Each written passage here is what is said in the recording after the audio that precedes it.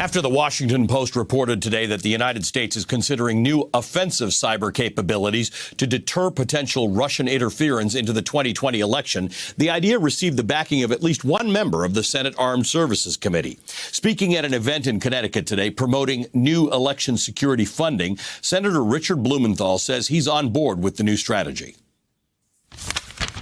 We are contemplating, and I will support, more offensive measures against the Russians, and we ought to focus on Russian operatives at the highest level, including Vladimir Putin himself. There's no reason why Vladimir Putin's security in cyber should be immune from our attack if he is launching offensives against our country. Joining us now, Connecticut's senior senator, a member of the Armed Services Committee, Richard Blumenthal. Senator, good to see you. Thank you for joining me tonight.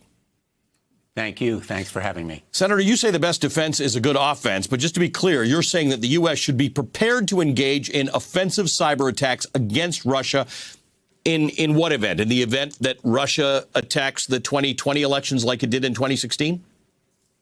I have long advocated that we need to be capable of deterring that kind of malign behavior against us, identifying it and calling it out, but also making sure that the Russians know that they will pay a price, or as President Obama said, that we can do bad stuff to them.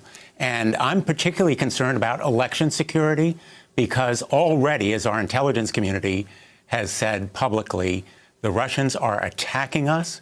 And what's encouraging about the report in the Washington Post is it reflects a view on the part of Cybercom, as distinct from the Trump administration, that we do need to be more capable and possibly on the offense. The Washington Post report that you just quoted, or that you referred to, reports that Cybercom is not currently exploring the idea of targeting Vladimir Putin personally because, in the words of the Post, it would be too provocative. You say that he should be targeted. Tell me why.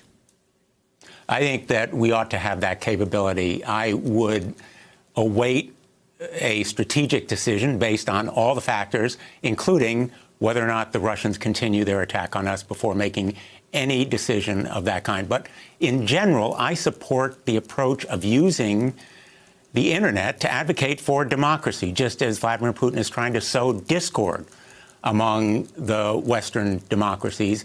And I welcome Cybercom acknowledging that the Russians are, in fact, attacking, while President Trump says he believes Vladimir Putin that they are not doing so. Senator, you've said previously at hearings on this topic that you wish the U.S. public could be aware of some of Cybercom and America's cyber capabilities. And you've lamented how little the American public actually knows about U.S. cyber successes. What do you mean by that? That's a really profoundly important question. You know, as a United States Senator, my colleagues and I go to all kinds of classified briefings. And after many of them are done, I say to the briefers, who are among the highest level in our military, I wish the American public could hear what you just told us. Our adversaries know what you have just said in your briefing. They know, we know they know.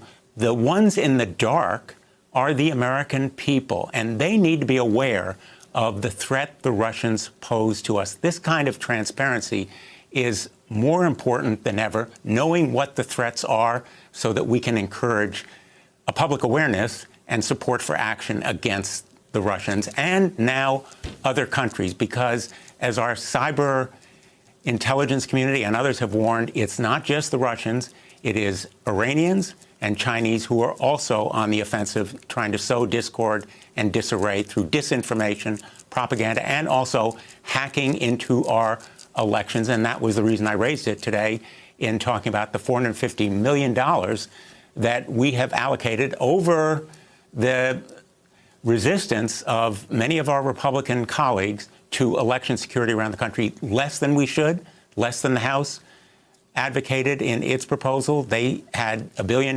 We have only $450 million. But we need to be on guard and aware.